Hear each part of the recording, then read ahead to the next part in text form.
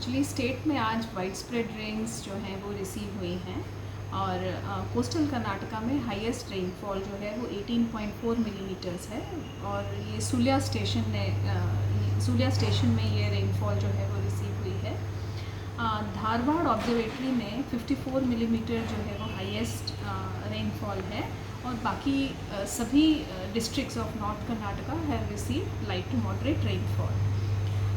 जो south interior Karnataka है 16 districts of south interior Karnataka, उसमें हाईएस्ट रेनफॉल जो है वो 12 सेंटीमीटर है। It is recorded by our city observatory and 14 stations जो हैं in various districts of south interior Karnataka जैसे कि मंड्या, मैसूर, तुमकूर, बैंगलोर अर्बन, रूरल,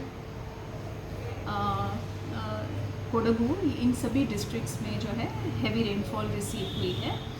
इसका ये कारण है कि एक नॉर्थ साउथ ट्रफ है जो कि एक्सटेंड कर रहा है from Vidarbha to north Kerala across Karnataka और ये 0.9 kilometres above mean sea level पे it is very clearly visible. Also एक साइक्लोनिक सर्कुलेशन है केरला एंड नेबरहुड पर जो कि एक्सटेंड कर रहा है between 1.5 and 7.6 kilometres above mean sea level और एक्चुअली ये सिस्टम जो है वो बहुत स्ट्रॉन्ग है।